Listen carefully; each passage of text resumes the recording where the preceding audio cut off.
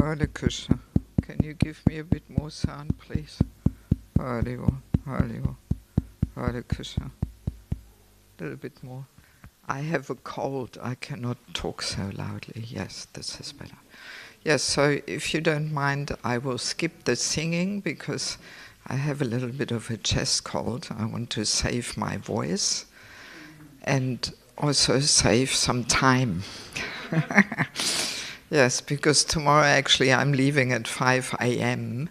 So I don't want to go for too late today. And plus I'm feeling a little weak in my voice. Om Agyantimandasya Gyananjala Shalakaya Chakshun Militam Dena Tasmai Shri Gove Namaha Shri Chaitanya Manupistam Stapatam Yanubhutale Swayam Rupakadamayam Danutisvabanantikam Namam Vishnubhara Krishnapista Bhuttale Shrimate Bhaktivedanta Swaminiti Namane Namaste Saraswati Deve Govani Pachaine Nivishesha Shunyavadi Pasatade Satadine Vanchakapa Tupasha Kripa Sanivevata Paditanam Pavanebhyo Vaishnavebhyo Namo Namaha Jai Shri Krishna Chaitanya Pavanityananda Shri Advaita Gadada Srivasadi Go Bhaktavanna Hare Krishna Krishna Krishna Hare Hare hare-rama hare-rama Rama Rama Hare Hare. Today nobody who's doing the broadcasting, just in case there's some people out there. Oh, it's there, because before there was always somebody there with a mobile phone and all this. Additional. Okay. Yes, so thank you very much for coming to our second session on family life as an ashram, secret of success, second and last session. So actually, I may have mentioned this before, but the whole seminar is actually 15 hours. This is how I give it in Mayapur. Monday to Friday, 3 to 6 p.m., 3 hours every day. So we had only 2 hours. So this is just a little glimpse, a little snippet of the whole thing. And yeah, maybe one day you come to Mayapur and do the whole thing. Because really, we can say we are not there yet, that our family life is an ashram. And of course we have a few brahmacharis here, but I think this is also important to know for preaching, because often our brahmacharis, they preach to family people, householders, so they should also clearly understand what it means to make one's family life into an ashram. So yesterday we were introducing the topic, mainly, establishing that material life and its culture, spiritual life and its culture, they're as different as day is from night. 269 in Bhagavad Gita, Krishna says it. So, and therefore also marriage and material life and spiritual life, they're also very different, And our problem is that we don't take education before we enter, married life. We just meet somebody and we fall in love and we get married, and zero education and training, no clue, And all we know is mundane family life. That's all we know. And we are surrounded by that, But no, family life as an ashram is a whole different thing, And it starts with a whole mindset. So yesterday, because the audience was very general on a Sunday feast, but I hope people still got something out of it, just, focusing on the vows, the importance of following one's word of honor, one's promise. And I was making this point that in a culture which is centered around sense gratification, this attitude of following one's promise is getting more and more lost. And the main criteria is, what is pleasing to me? Right? And if I don't like it anymore, and if it all comes different than I expected, all right, so that's for me a good reason to just separate, you know? So that's the typical attitude in materialistic culture, when sense enjoyment is the overall, you know? But in Vaishnava culture, the attitude is completely different. You know, that we understand, we give a promise in front of the Lord. We see our spouse as gift that the Lord gave us. He gives us what we deserve for our purification, you know? And we have to stick with it. We can't trade in the gift and say, oh, sorry, Krishna, I don't like this gift anymore. You can have it back.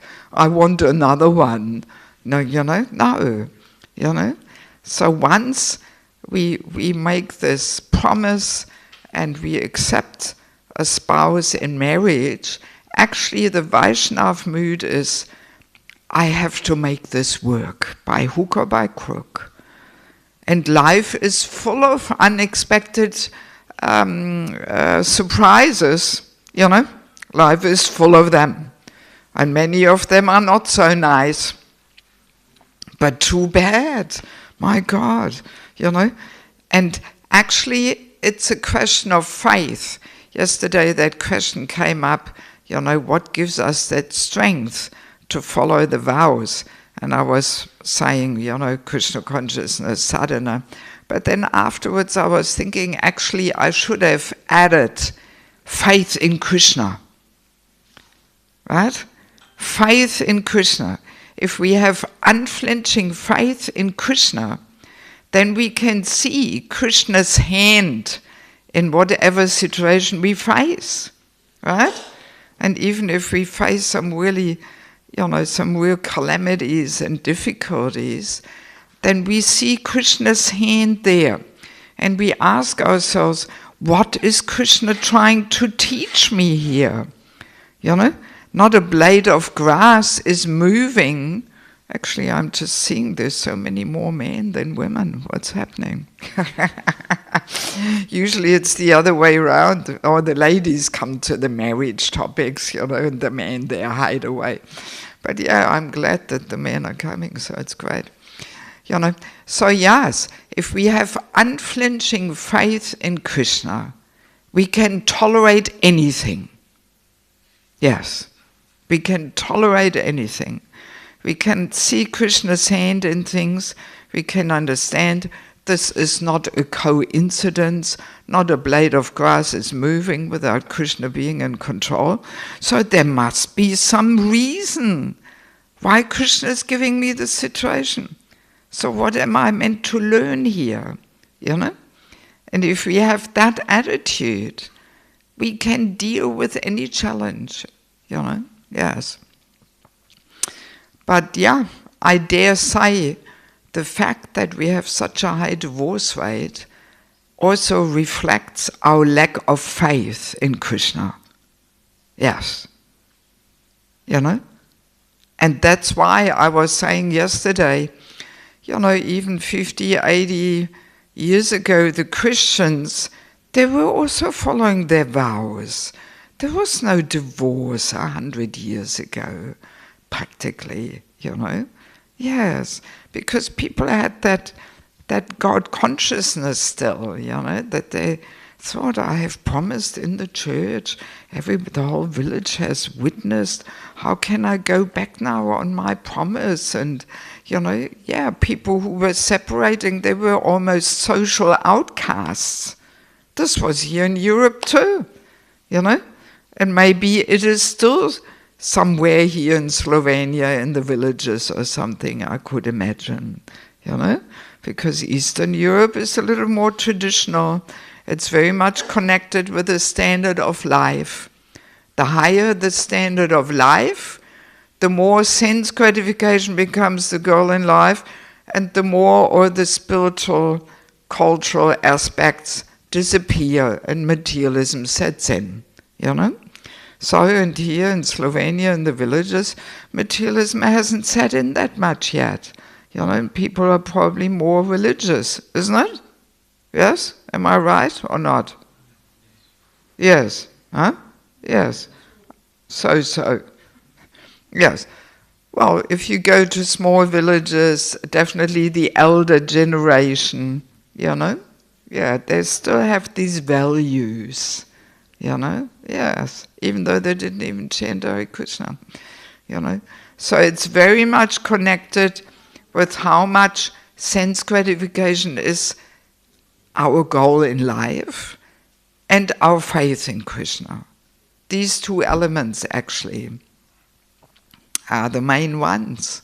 You know, why we just think, oh, I can just change my mind and separate or something, you know. Yes. So yes, let us understand, you know, married life in Krishna consciousness, it's a whole purifying journey. Yes. If we were all pure, selfless servants, there would be no marriage problems, you know?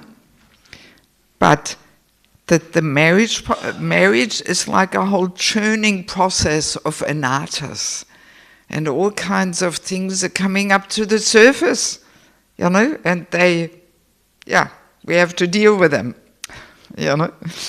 But unfortunately, so often people don't want to deal with them, and it's just so much easier to just run off, you know, and separate, rather than dealing with all the stuff that comes to the surface, you know. So that's the problem, you know. And also yesterday, you know, I was elaborating on this longing for love, you know, that this longing for the perfect love is there because we have an eternal relationship with Krishna. And we are looking in the wrong direction, you know. And all our activities we do are more or less an attempt to find this love or to compensate for this need which is unfulfilled, you know.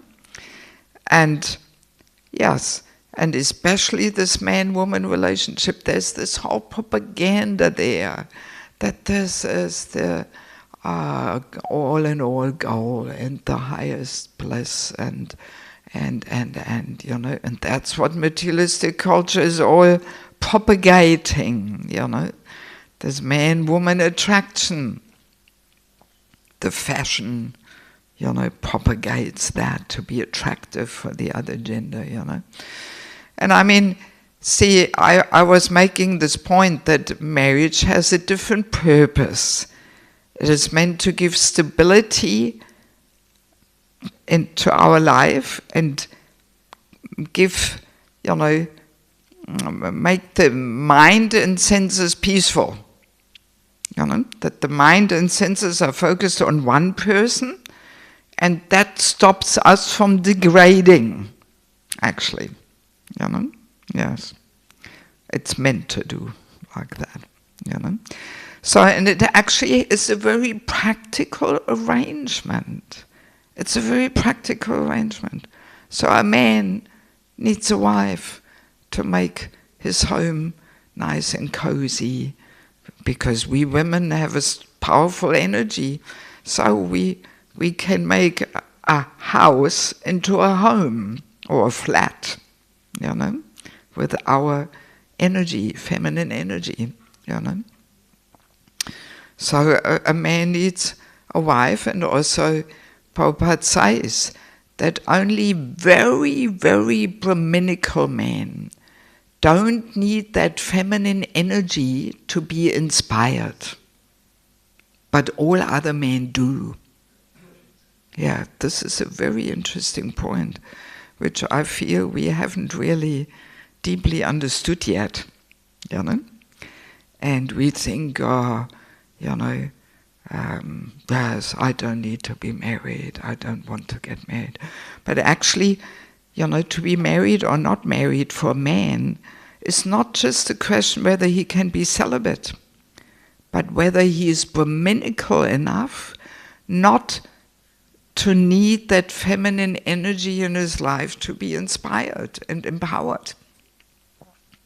So this is all Krishna's perfect arrangement, that actually a woman can bring the very best out of a man, spiritually and materially, if she learns the art how to use her Shakti. She can bring a man to his best performance. Yes. So, again, it's Krishna's arrangement that not only we women need the protection of a man, but most men also need that feminine energy to be inspired and dutiful. A woman channels the male energy in an uplifting direction, That's why even, psychologists came to this conclusion that, or the drug dealers and criminals and so on, they're usually unmarried. We're not talking about our brahmacharis, of course. But yeah, in general society, most of them are unmarried because they don't have this feminine energy in their life to, direct their male energy in an uplifting and constructive way, direction, And that male energy easily gets into a violent and destructive direction. So it's all pretty interesting how this is all meant to fit together.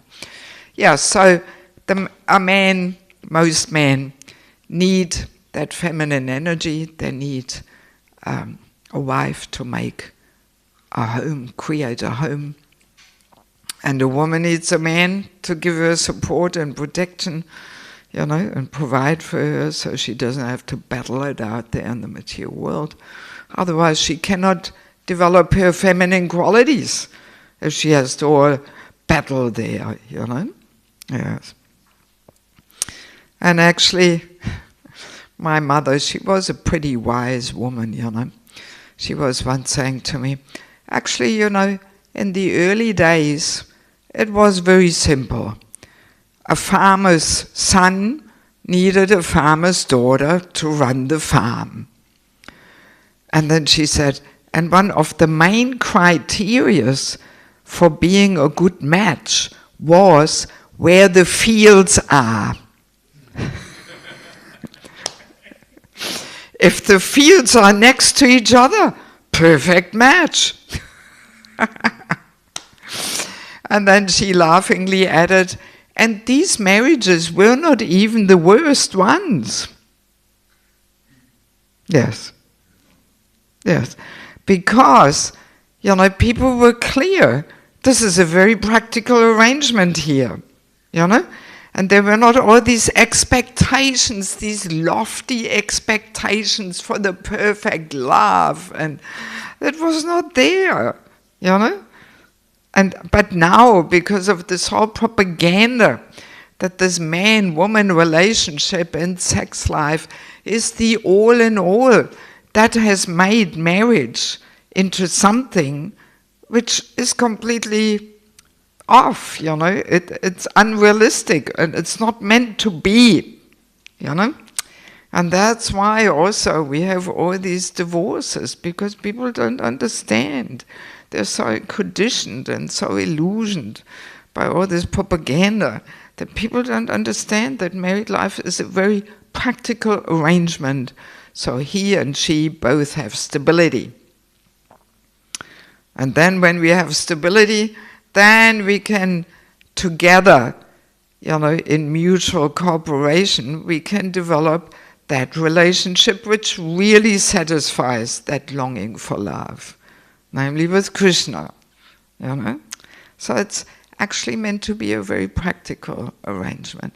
But nevertheless, of course, some attraction, affection, liking, this is all part of it, because it's not a brother-sister relationship, So there has to be some liking there and attraction, and we have to be on similar wavelengths, and there have to be loving exchanges and all that, Actually, the other day, I do have a little Facebook page for my Institute for Spiritual Culture, and I posted a little story there, which was viewed by quite a few people. Prabhupada, the story, actually Malati Mataji sent me this story.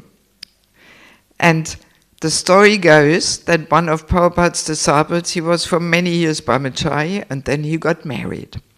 So, and then Prabhupada one day said to him, "So how is your wife?"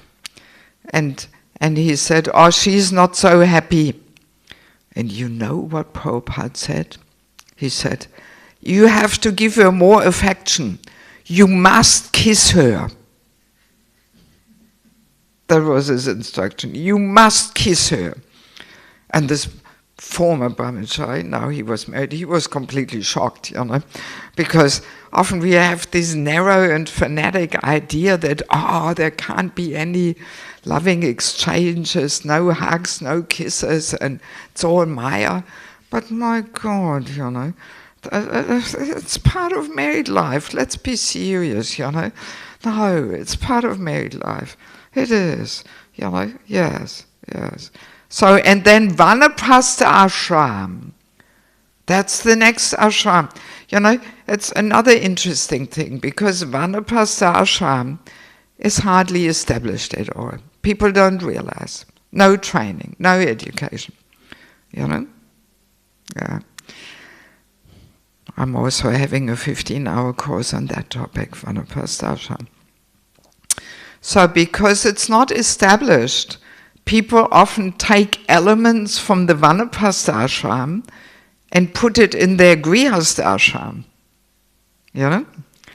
That sometimes I meet devotees and they say, "Yeah, we are married now, but we don't want children, we want to travel and preach." Hey, that's the wrong ashram. That's the next one. That's Vanaprastha ashram. Yes, people don't realize.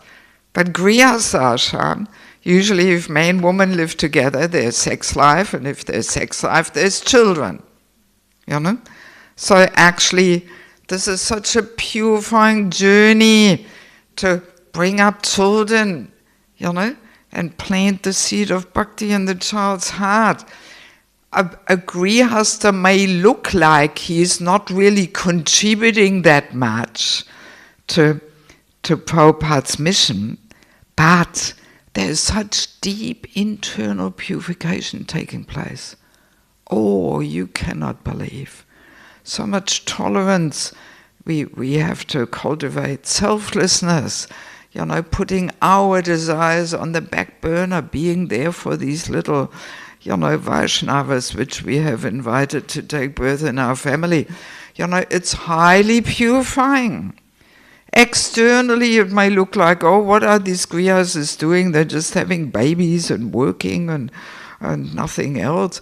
But no, this is such purifying journey. And then comes the Vanaprastha ashram. By going through the purifying journey of grihastha life, then, you have some maturity, some realization, some wisdom, some life experience. And that you can share in the Vanaprastha ashram. Yes, that's how it's meant to go. Yes. So this whole idea of just traveling, preaching, no children, this is actually nonsense, to be honest. Sorry to say. It's not the idea. That's the next ashram.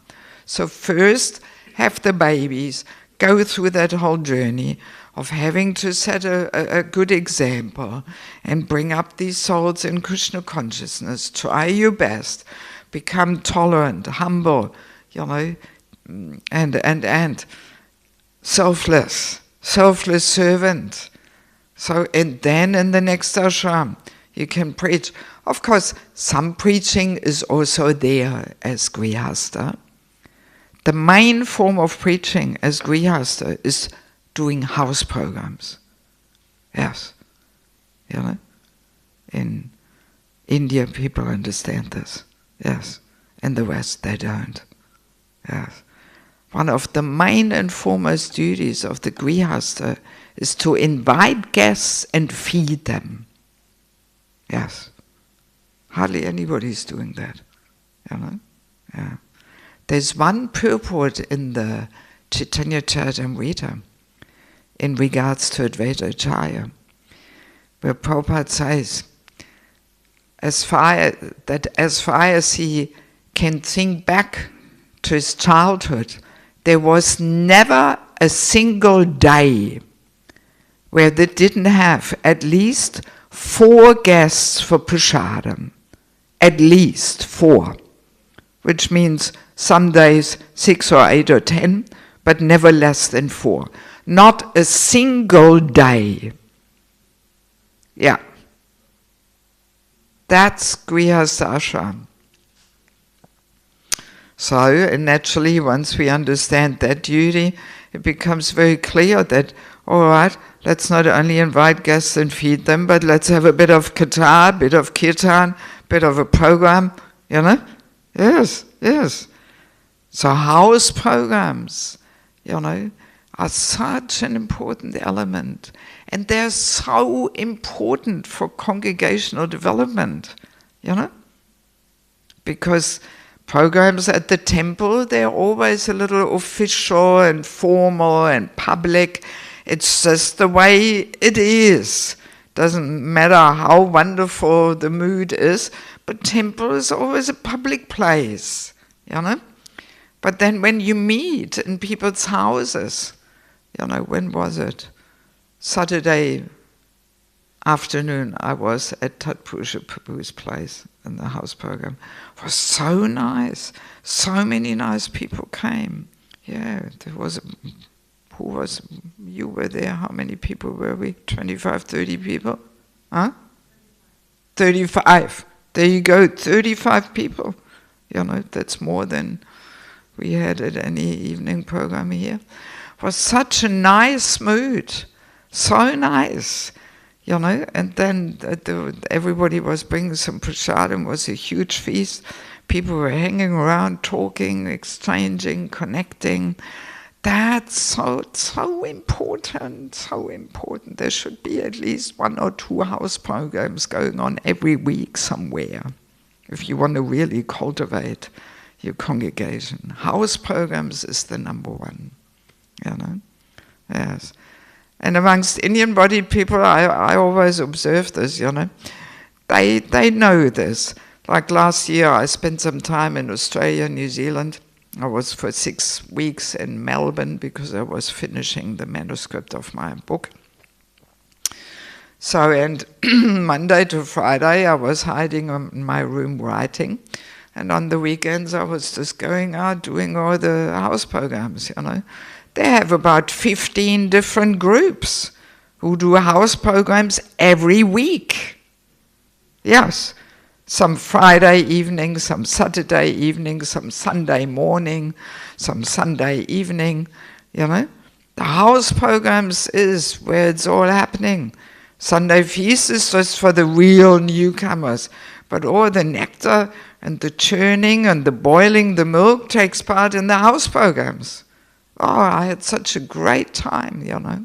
Yes, yes. But then, sadly enough, amongst the Australian Western-bodied devotees, not a single house program, nothing, you know. So sad. It's a cultural thing, you know. Because, I mean, our philosophy is to serve the devotees, right? It's one of the main secrets of success, to serve the devotees. And especially as a grihasta, the mood becomes very miserly if you don't open your doors and receive the guests. Or there are heavy verses in the Bhagavatam where there's such a whole such a home is compared to a hole where poisonous snakes are living, or a tree where the jackals are living. You know, a home where no Vaishnavas are invited. You know, yes, yes. Yeah, so if we just cook for ourselves behind closed doors, then Grihastha life becomes rather selfish and egoistic, you know. But we are meant to, you know, serve the devotees and people in general, not only devotees, you know, serving all living entities, you know. Yeah, so one of the easiest and immediate way is to invite people over for prasad, right? Yes. And that's one of the main loving exchanges. Yes. Giving prasad, accepting prasad. We all eat prasad every day. So let's make it into a loving exchange. You know, just imagine if everybody in the community, not only every day, but at least once a week, invites some devotees, you know, from the community. I mean, you surely have relationships getting more tight and strong. And, well, there's probably one day every week where you don't have to cook because you're invited somewhere for lunch or dinner or something, you know? Yes. So this is such an important part of the culture. Oh, in Bangladesh, you really experience this. Oh my God. You know, people feel that, oh, my home is blessed when the sadhus, the Vaishnavas are coming, you know, and oh, sometimes you have to go from house to house and eat something, and they get very upset and offended if you refuse, you know. Yes, and they love it. They really load your plates up with all kinds of delicacies, and it's a whole jolly event, and so beautiful, you know. Yes, yes, yeah. So somehow we have to get these cultural things happening, you know, because see, we have our philosophy, but then we have to live it also, and by living it, we get the culture, you know. So our philosophy is serving the devotees, you know. So let's live it, let's apply it, and invite them and feed them, you know. Yes, yes. And sometimes have a house program, you know. Yes. And even, you know, if we are not a preacher or something, still we can just invite a speaker into our house, you know. And the program is going on. Doesn't mean that, we have to be a big preacher or speaker or something, but we just invite somebody. Can even be one of the brahmacharis also or something, you know. I mean, in Bangladesh, they also go out to the grihasthas' houses, they preach and so on, you know. I guess here in the West, maybe the brahmacharis are afraid to get contaminated or something by hanging around the grihasthas' homes or something. So yeah, it's also a point, you know, because in these more cultural places like Bangladesh, the women, they're really behaving like mothers, and, you know, they're not, there's no unwanted energies and agitation in the air or something, you know. It's a whole different atmosphere. Actually, by the way, for brahmacharis, Bangladesh is really paradise. Ananta Prabhu, you should take some of you boys and for a tour, you know. Come to Bangladesh. Yes. I arrange everything. I'm well connected there. Huh? India? What do you mean, India? I'm talking about Bangladesh. You know? Okay, you've been there? You've been to Bangladesh? Really? Okay. Oh, you have? Okay. Yes. I was collecting for that temple for many years to build it. by the way. Yes. Yeah, no, please come one day. It's really, it's out of this world. It's a completely different experience than you can get in Mayapur Vrindavan. Different planet. Isn't it? Yes. Whole different planet. Yes. There you really experience how our philosophy is meant to be lived. You know? Yes. Oh, and they love it when some Western devotees come, and they will arrange all kinds of preaching programs and events, and at the same time you visit a few holy places. There's so many holy places there. Rup Sanatan Tirtha is one of them. But then there's, what else is there? Well, there's Narottam Das Thakur's place, you know? Yes, the Padma River, where Mahaprabhu put the pot of prema there. And then there is even Madhavendra Puri's original Bhajan Kutir. You've been there, Prabhu? No. Madhavendra Puri, that's Sunamganj. Yeah. You have to go on the back of a motorbike. It's in the jungle. There's no road even going there. Yes. Yeah, the original Bhajan Kutir of Madhavendra Puri. I mean, this is quite old, you know. It's 2 generations, you know, before Mahaprabhu, Ishwar Puri's spiritual master. And there's Advaitacharya's place, there's Srivas Thakur's school, you know, and there's Pundarik Vidyanidhi's place, Mukunda Datta, Vasudev Datta. That's near Chattogram. Yeah. You've been there? Yeah, you've been there? Okay. Yes, yeah, there's so many places, so many. It's a whole treasure house of nectar there. Yes, yes. So I highly recommend you, 1 year you skip India and you fly directly to Dhaka.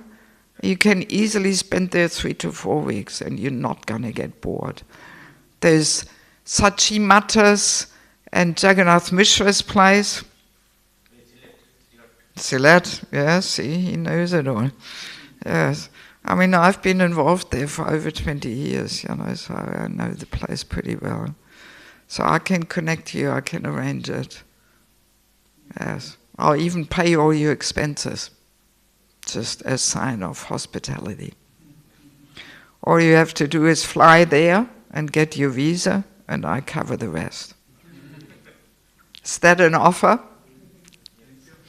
Yes, yes, so really, I mean, I learned so much there over the 20 years, you know, yes, because it really gives us, especially us Western people, it gives us some deeper insights and some sweet experience, you know, how sweet and beautiful Vaishnava culture is, you know, so many loving exchanges and, oh, so nice. And no other place I'm laughing as much as in Bangladesh. And it's Brahmachari Loka. We have hundreds of brahmacharis in Bangladesh. Hundreds. Few hundred. Dhaka, have you been to Swami Bagh, Dhaka temple? Swami Bagh? Yes. That has 140 brahmacharis and bhaktas. That's only one place. Then there's Salat, Chittagong, you know, so many more. Yes. Yeah, so, you know. And it's very easy to stay brahmachari there because the culture is so strongly preserved, you know, and the women, they're very chaste and, you know, yes. So they're not, the whole atmosphere is not so charged with, you know, agitating energies and all this, you know, yes. So it's paradise for brahmacharis. They can relax. You know? No women chasing. Well, I mean, not that I want to blame the women. The problem is that we don't help the women to find a nice husband. So that then what choice do they have? They have to look themselves. That's the problem, you know. But there, the culture is all intact.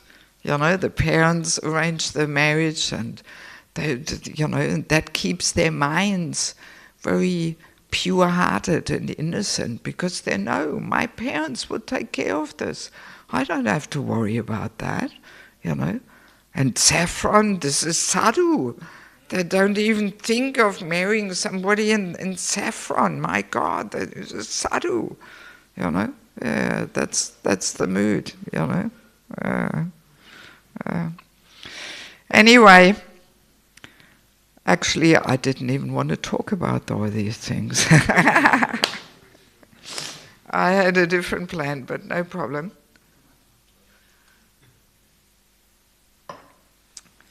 I do want to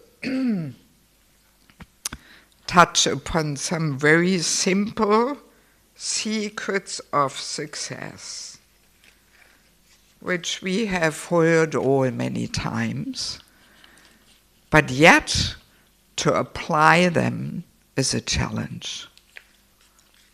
And that's exactly the whole purifying thing, because as a brahmachari, you don't have any independence, basically. You live in the temple, you have to come to the morning program, and you have to go with the flow here. Otherwise, you're asked to move out. So, no independence.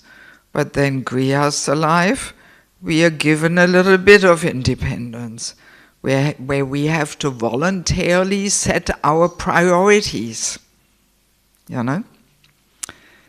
And, so there we show what is important to us. Where are our priorities?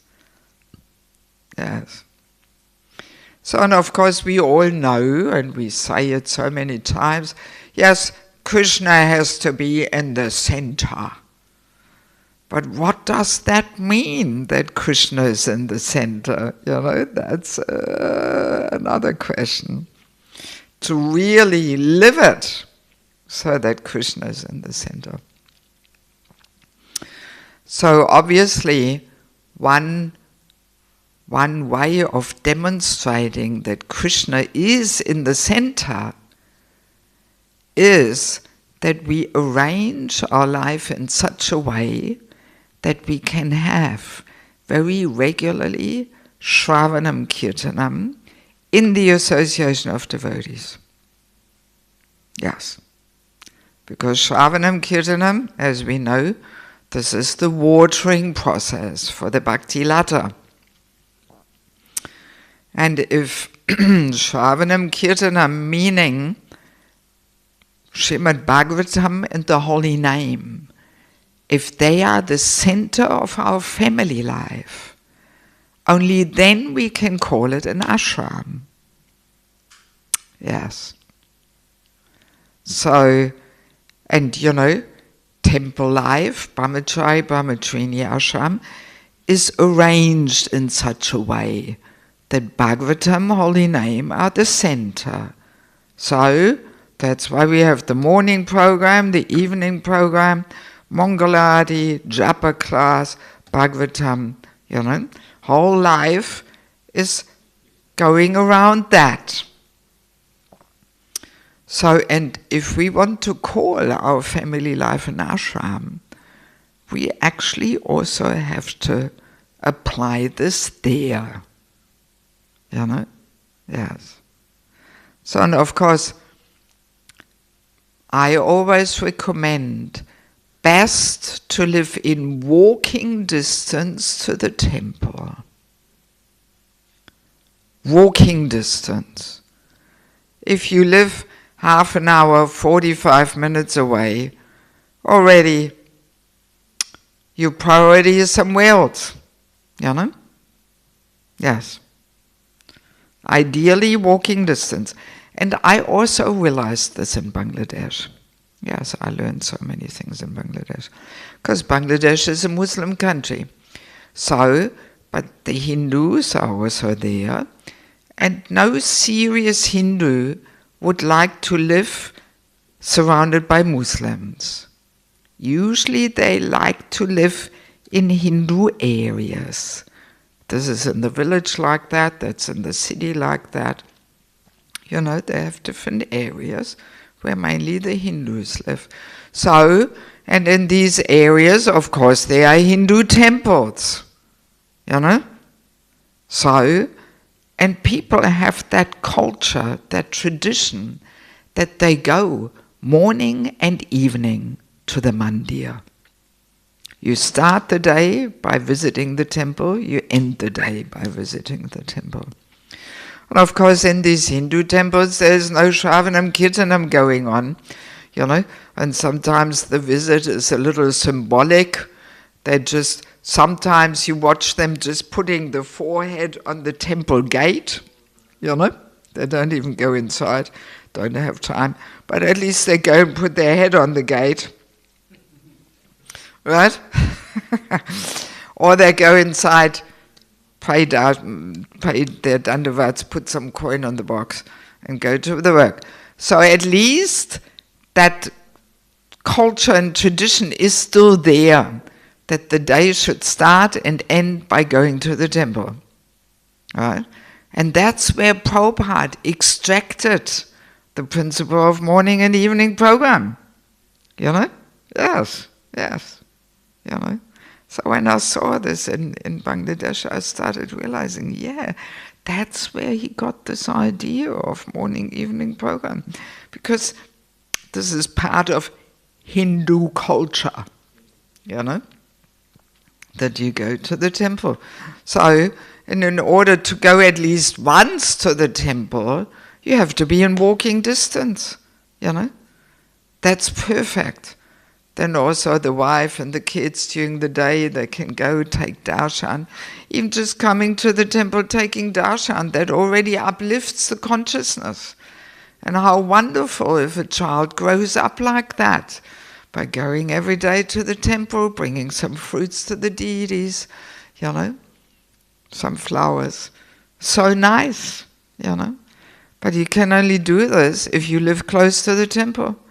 If you have to drive half an hour, you know, you probably will only come once a week to the Sunday program, and that's it. But if you live close, then you can squeeze in some time where you visit.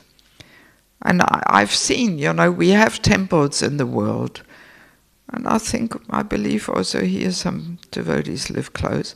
But like Melbourne, all these temples especially that were established by Prabhupada, a lot of devotees live in that area, you know. So Melbourne Temple was established by Prabhupada. He stayed there for 1 month and translated Chaitanya Charitamrita. So there's so many devotees living around the temple. And at Mangalarti time you see all the people coming and devotees and sides to Mangalarti, you know. And some of the devotees, they're super fired up, you know. They come, they dress the deities, and then they grab some maha fruits and rush off to work, you know. Yes, yes. Super fired up.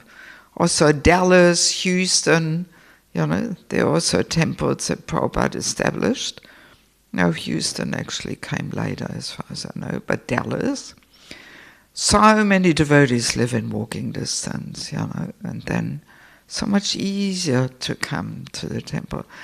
And so often I see how devotees just have the wrong criteria when they think where to live, you know. When a person gets married and they try to settle somewhere, you know, one of the main criteria is climate or nice nature, you know. But no, God, if we want to make our family life into ashram, the first criteria has to be, where will I get some spiritual nourishment and association? You know? Where will I feel inspired to serve the devotees under senior guidance? That should be the foremost criteria. Of course, one of the main criteria for people is also work. Where do I find a lucrative job?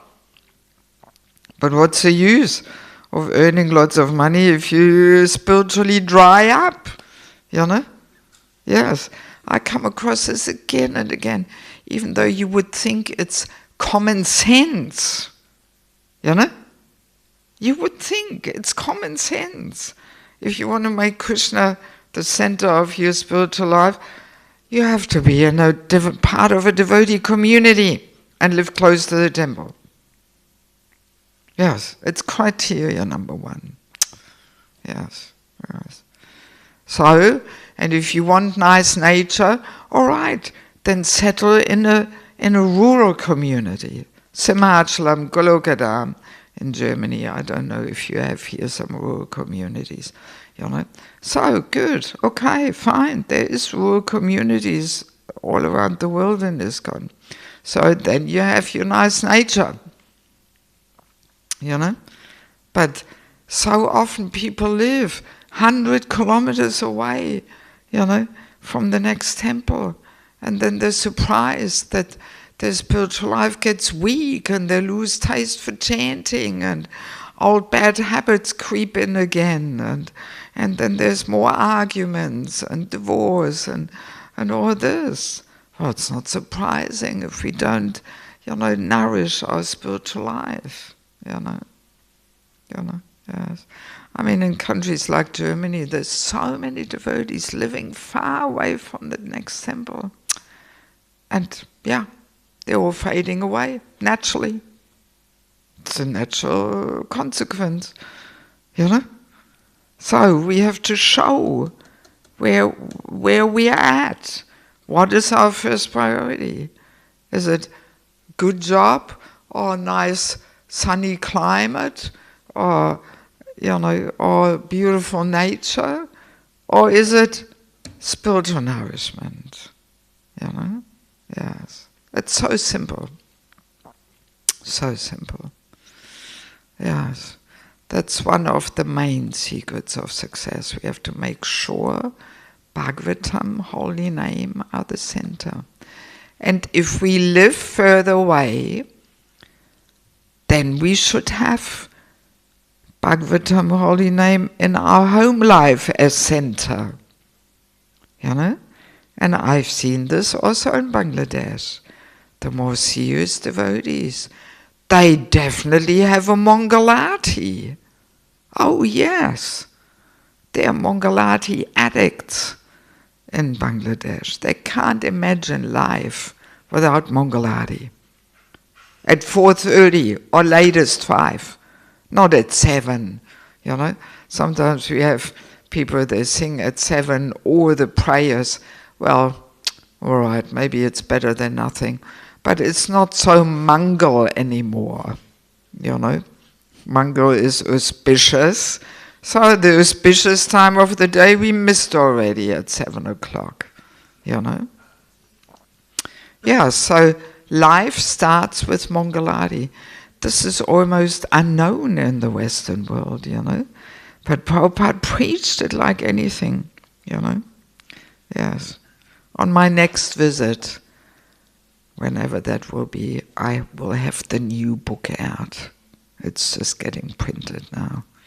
Yes. There's all these nice quotes and points there. Prabhupada said it all. He made strong points about the importance of getting up early and Mangalati. But I hardly know any grihastas in the Western world who have a Mangalati in their home.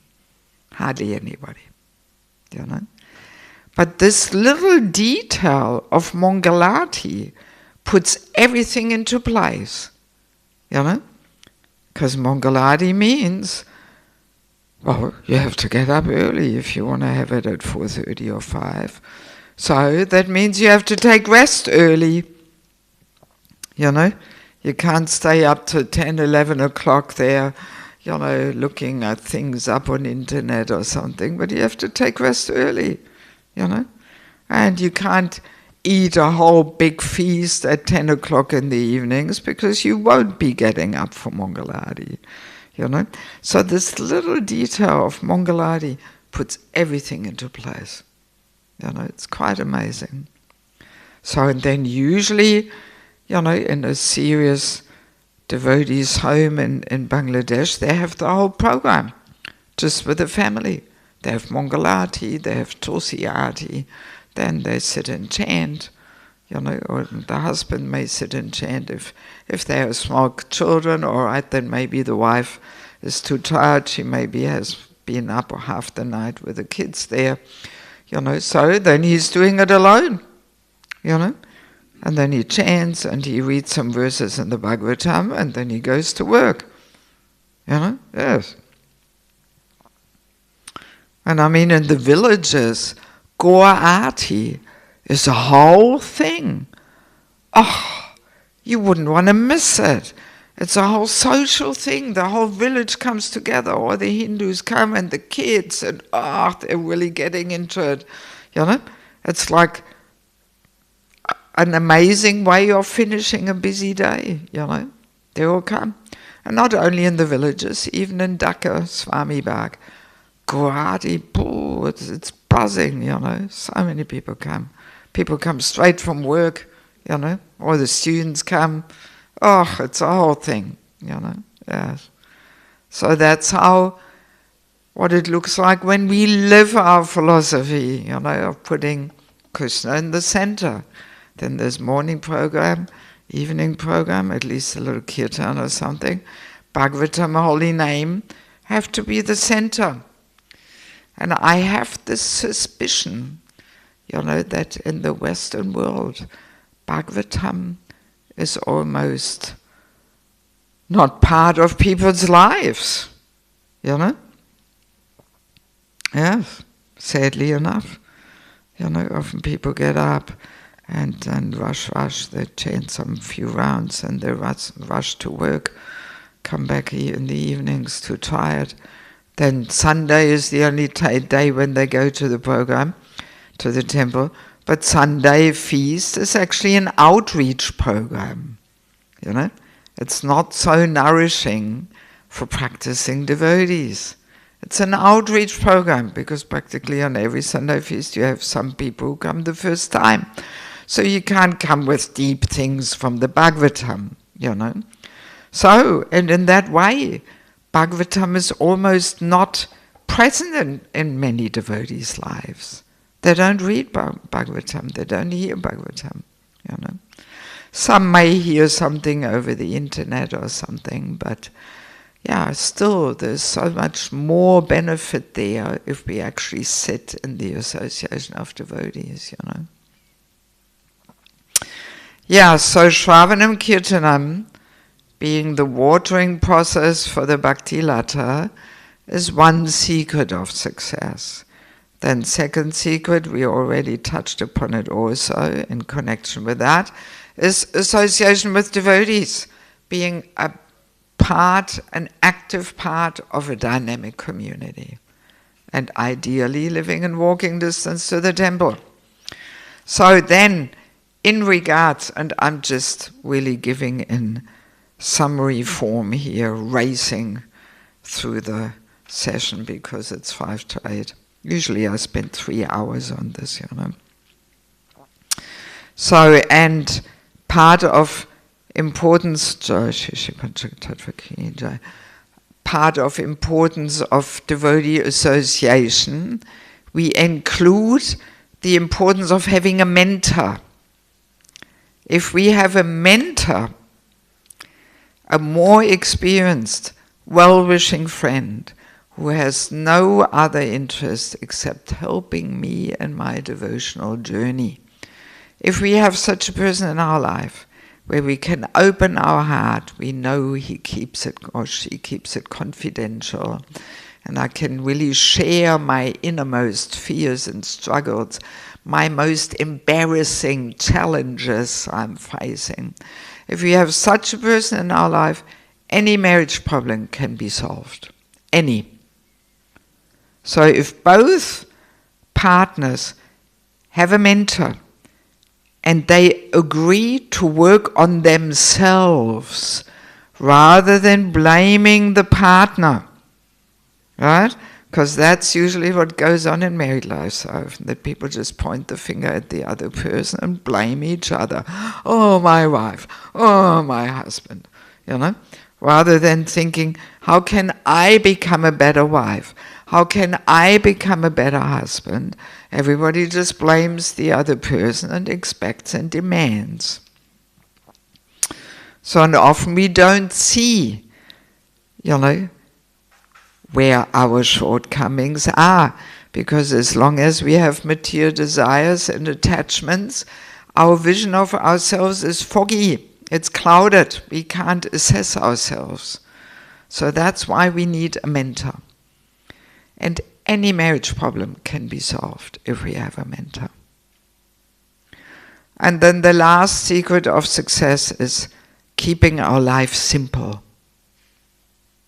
If we keep life simple, and there's so many quotes where in the Bhagavatam, 7th canto, 14th chapter is ideal family life.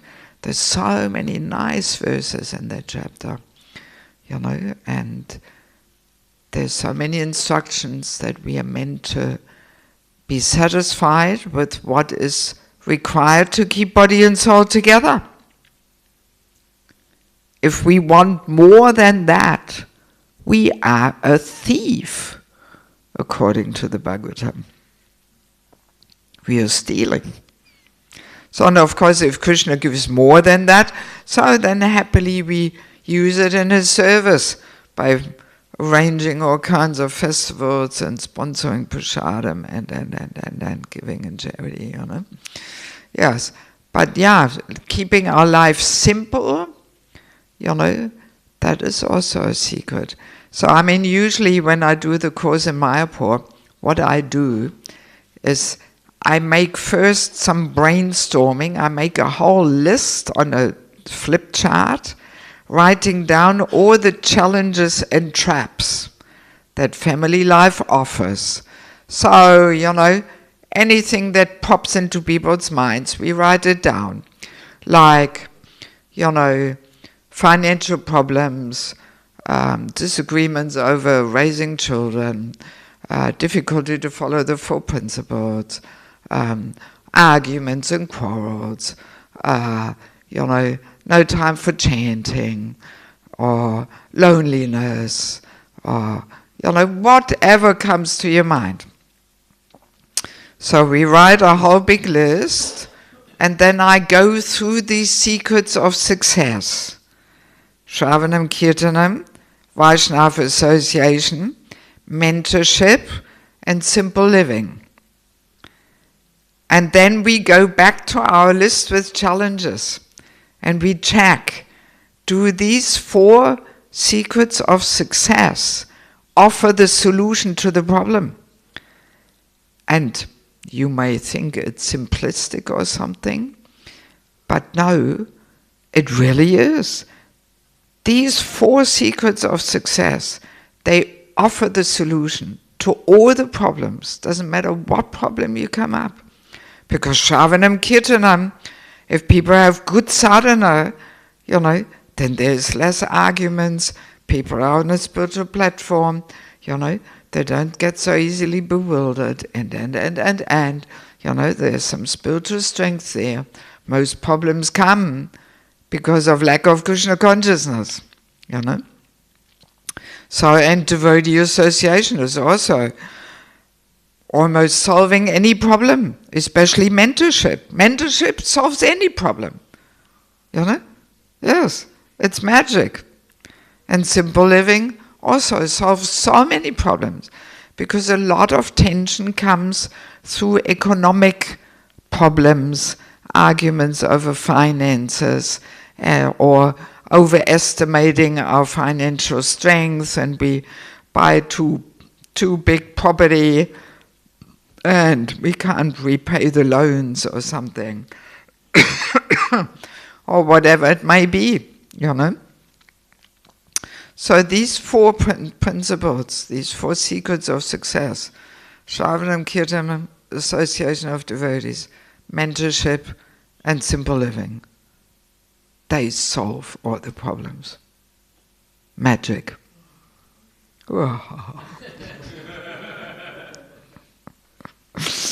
Okay, time is up. Do we have any final question?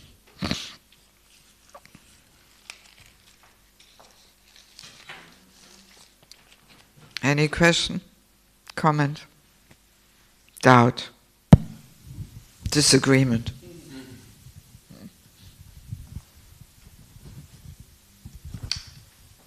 Nothing? Come on. Yes, yes, yes. From the Brahmachari side. Hare Krishna Mataji. Hare Krishna.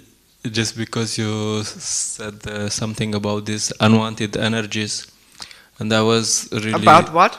Unwanted energies. Okay. And, so we have these societies in these temples where we have Matajis and Prabhus, and there doesn't seem to be any clear guideline how to behave in this environment. Really? I mean, I was searching for on the internet. You find like 2 words, and then okay, that's it. So Vaishnava etiquette? Come on, you know, my books are full of Vaishnava etiquette, and every single one. Sorry, don't want to promote my books, but no, yes, I mean Vaishnava etiquette and culture, so important. Yeah, in the sheltering relationships, there's a whole chapter on Vaishnava etiquette between men and women. I mean, it's pretty simple, you know. The basic rule is to associate to the bare minimum, only what is necessary to arrange some services. Otherwise, there's no room for more association. There's actually, even amongst married people also, there's no room for friendship between men and women who are not married with each other. Yes, sorry. So of course, this may be a little challenging for some people because out there it's a different world, you know, but it's butter and fire. Prabhupada says it all, you know. Butter is good, fire is good, but if they come too close, the butter melts. Doesn't matter whether it's white butter or saffron butter or old butter or young butter or old fire, young fire. Fire is fire, butter is butter. You know? So, and we try to keep them separate to subdue this whole man-woman attraction.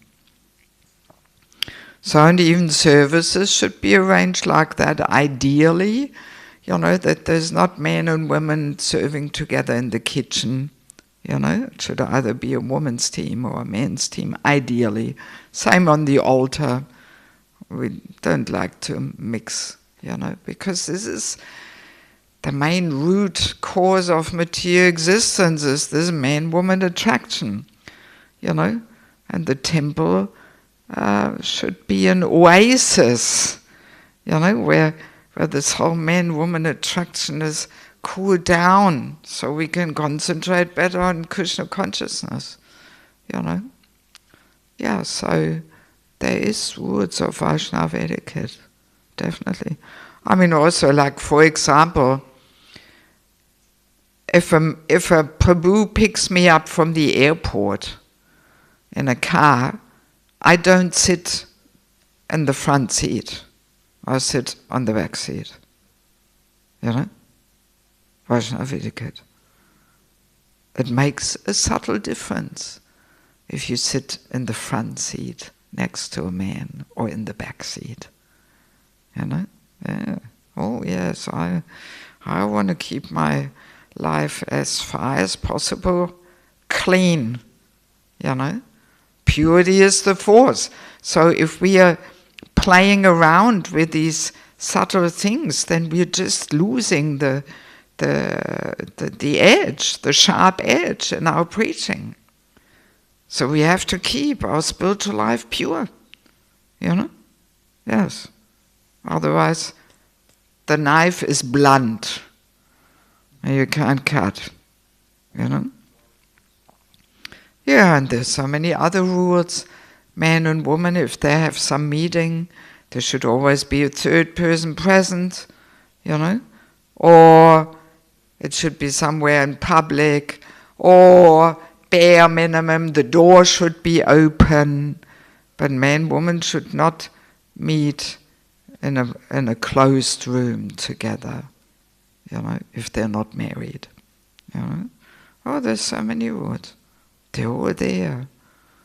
In most temples, they're common knowledge, but people don't practice it, because people like to enjoy somehow in a subtle way the attention and company of the other gender, Yes, but that, then you invite some impurities in your life, and it's so subtle, very subtle. So good to be strict, Or let's say, two married couples, and it's one Prabhu's birthday. So a married woman should not really give that man a birthday present. It would be a little against the etiquette. The proper etiquette is that she gives it to his wife and says, here, this is for your husband for his birthday.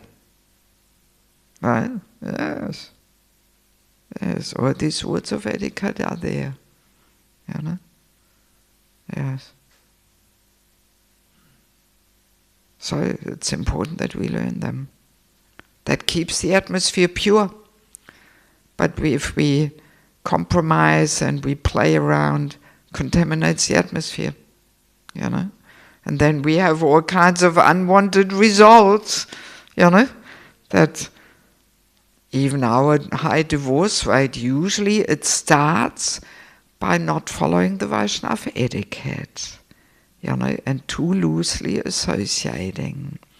And then she runs off with his best friend, or he runs off with her best friend, because there was too loose association, Very often it's like that, very often. So we can't underestimate the importance of Vaishnava etiquette. Yes. And of course, the ladies should dress nicely, cover their bodies nicely, Also adds to the purity of the atmosphere in the temple. I remember when I was a kid and I was having this Christian confirmation ceremony, Protestant, and I had to wear for the ceremony some black and white top and black bottom, and I wanted to wear some trousers. I was singing in a choir, and I had some black elegant concert trousers, and I wanted to wear them. And then my mother said, no, you can't wear them. Women should not wear trousers in the church. And I said, oh really, why is that? Well, it's like that. She couldn't explain, no philosophy.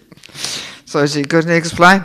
So then only when I became a devotee, I realized, that's why women shouldn't wear trousers in the church, But all these things were there 50, 60, 80 years ago also in Europe, It's not some Vedic thing or something. No, in any culture where God is the center, you will find the same elements. I'm explaining all that in the book Spiritual Culture, It starts with all these things. And then it goes to the women's Shakti. How we are meant to use it. Yeah, so, all these things are there. Also in Switzerland, one elderly Mataji, she must be 75 now or something, she also told me that in the early days, in Switzerland in the church, he remembered that the men were sitting on one side and the women on the other side. Not so long ago. She still experienced it. She remembered from her childhood, you know. So it was all there. It was all there, you know. Anything else? Yes. Would you elaborate a bit more on simple living? Simple living. Well, it's a big topic. Well, basically, you know, Rupa Goswami also tells us that one of the impediments is to over-collect and over-endeavor for mundane achievements which are difficult to achieve, you know. So, and Prabhupada elaborates how this over-endeavoring, over-collecting is one of the big things now in this consumerism society, you know. Yes. That we just over-collect. We want more than our quota, you know. And the basic idea is that we should be satisfied not with what simply rains from the sky. You know, sometimes people misunderstand that. Oh, I'm depending on Krishna. You know, I just sit all day and chant, or I just go on Harinam. Harinam Sankirtan is the Yuga Dharma, so I'm just doing Harinam. And Krishna provides. No, that's not what Krishna says.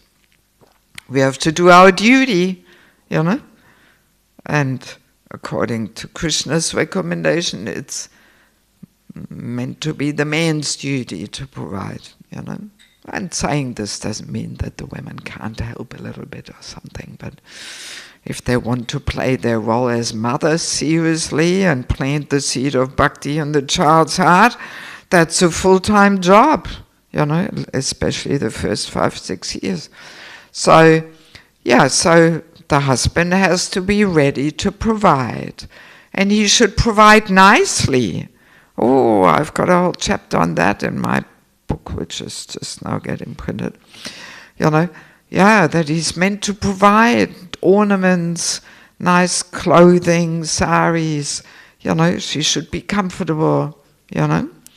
But, and Prabhupada also explains this has to go according to his capacity.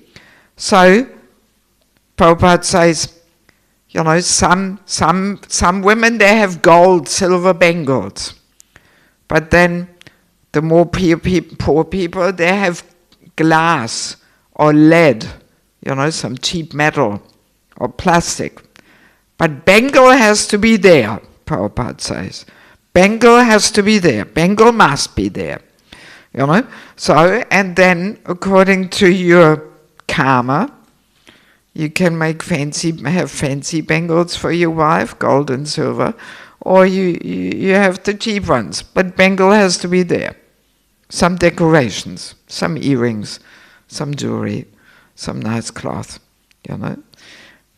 So husband should fulfill his duty of trying, you know, of making some endeavor to earn one's livelihood, and then be satisfied with what comes naturally by doing his duty.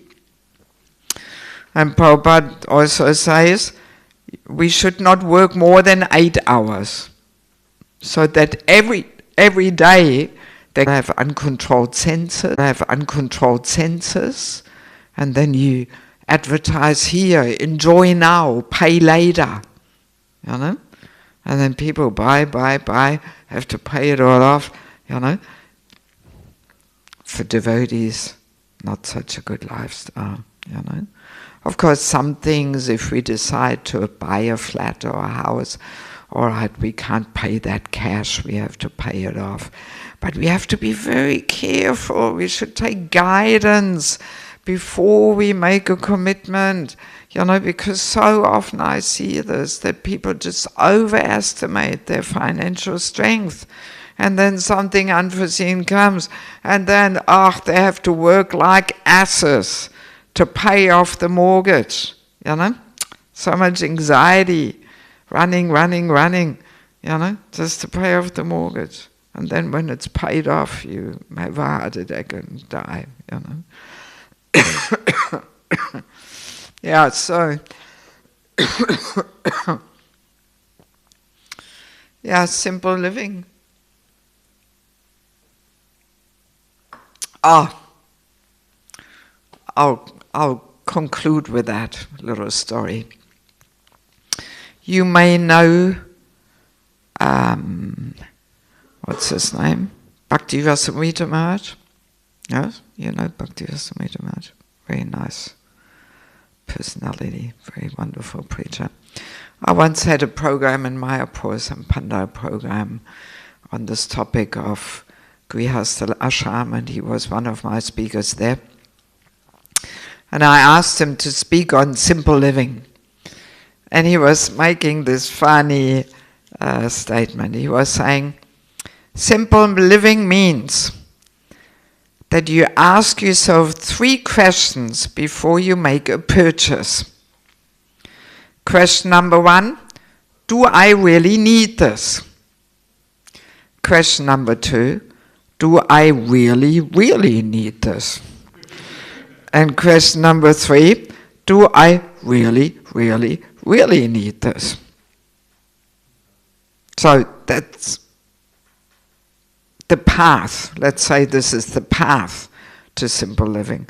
Of course, if you say every time to the 3 questions, yes, I need it, so then maybe it's not the path to simple living. But if you really contemplate that, do I really need this? You know? You will maybe discover that you don't. You know? Usually our flat or houses are full of stuff which we actually don't need. Prabhupada calls it unnecessary necessities. This is nice purport where Prabhupada elaborates how the modern, lifestyle is propagating that we need these unnecessary necessities. So, do I need this? Do I really really need this? Do I really need this? So just try and take that home with you. And whenever you buy something, you ask yourself these 3 questions. Yes. Okay, 8:20. I think we'll leave it at that. So, since I'm leaving tomorrow, 5 o'clock, I do want to say goodbye to you all and thank you so much for allowing me to visit. It was wonderful to be back again in Ljubljana, and yes, I felt very comfortable, well taken care of, nice peaceful place to stay. Everything was really good, and yeah, I think we had a few nice programs. So please forgive me if I said anything that I shouldn't have said. Sometimes this comes inadvertently. But yes, I simply tried my best to share a few thoughts and realizations. So yes, thank you so much for your Vaishnava hospitality, and I wish you all the very best for all your upcoming events and plans and Padayatra in summer, right? You have that again. Yes, and please remember the idea of coming to Bangladesh. Yeah, this year would not be a good year because beginning of next year are elections in Bangladesh, and the 6 months before, it's pretty chaotic there. The opposition party always calls these strikes and nobody can drive anywhere, and crazy. But then the next 4 years it will be quiet until the next elections come. Yeah, so please keep it in mind, just let me know when you're ready and I'll set it all up And I can promise you, you will have a wonderful time. Yes. Okay, thank you so much. Srila Prabhupada ki, Samaveda Bhaktivinoda ki, Gaura Premanandi. Oh yeah, and if anybody didn't get a chance to get some books, so here's your last chance. Few books are left.